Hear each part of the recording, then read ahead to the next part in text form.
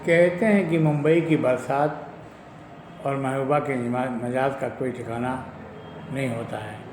ठीक इसी प्रकार सियासत में भी किसी प्रकार की भविष्यवाणी कर पाना बहुत मुश्किल है। बिहार में आगामी नवंबर में विधानसभा के चुनाव होने वाले हैं। ऐसे मौके पर बिहार में भोजपुरी का एक गीत बहुत ज़ोरों से लोकप्रिय हो जा रहा है और गीत के बोल हैं कि छने छने बदले तोहरा मिजाज रजऊ धोखेबाज रजऊ। इस गाने का अर्थ है कि नायिका अपने नायक से एक शिकायत करती है जिसमें उसके मिजाज को, उसके अंदाज़ को लेकर के वो संदेह व्यक्त करती है कि वो कब जाने क्या कर बैठते हैं। ठीक इसी प्रकार बिहार में अभी जो ये गाना लोकप्रिय हुआ है कि छने छने बदले तोहरा मिजाज रजऊ को लोग राजनीतिक संदर्भ में देख रहे हैं और ये चर्चा जोर पकड़ रही है कि चुनाव से पहले बिहार में राजनीतिक उलटफेर होंगे और नए राजनीतिक समीकरण बदलेंगे, एक नया गठबंधन वजूद में आएगा। तो कहना ये है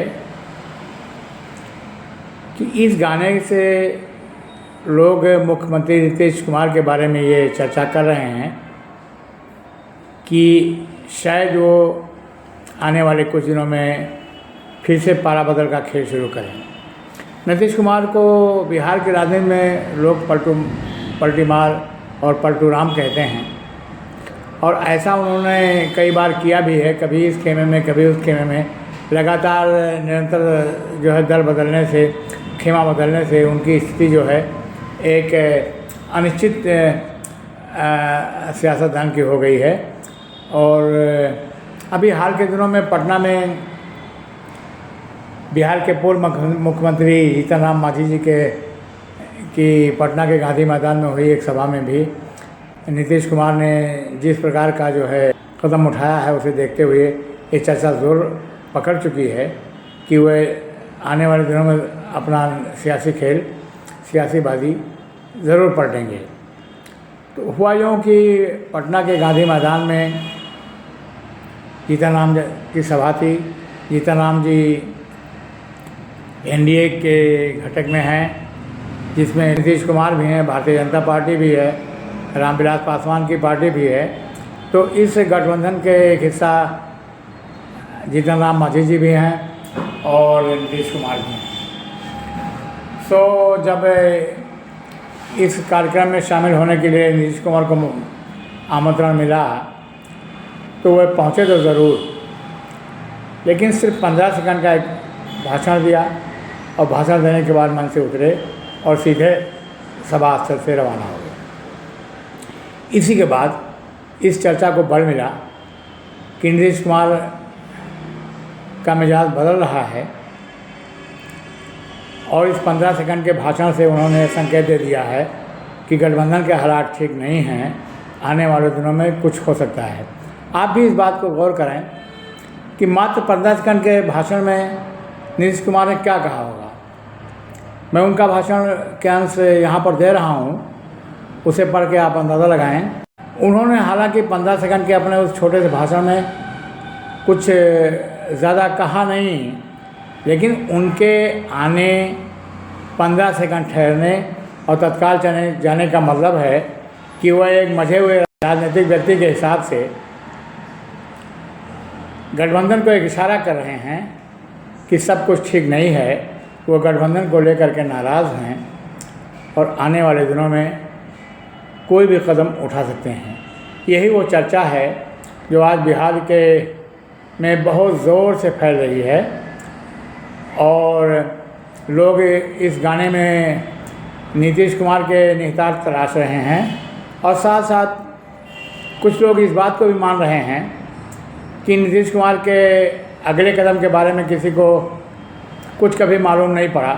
इसीलिए शायद पूर्व मुख्यमंत्री लालू यादव अक्सर कहते भी रहते हैं कि नीतीश के पेट में दांत हैं। उनके पेट में दांत होने का मतलब ये होता है कि नीतीश को समझ पाना असंभव नहीं तो बहुत कठिन है।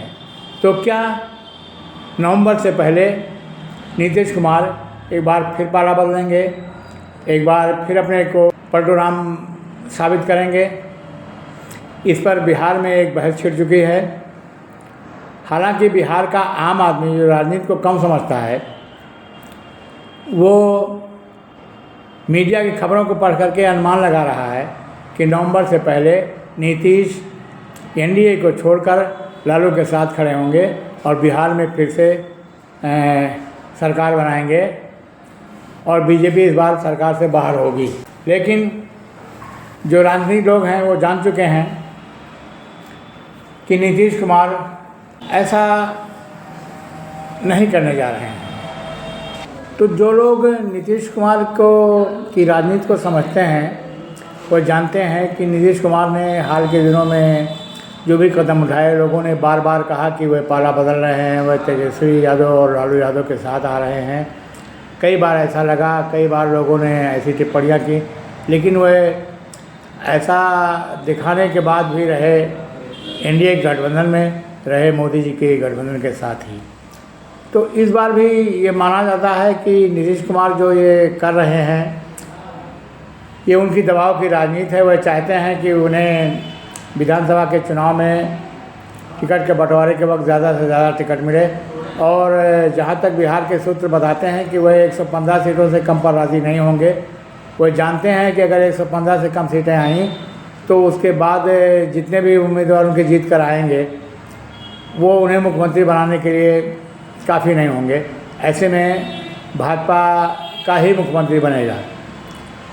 तो बिहार के राजनीतिक प्रेक्षकों का विचार है कि नीतीश कुमार इस वक्त एनडीए गठबंधन पर दबाव बना रहे हैं। ये उनकी दबाव की राजनीति है।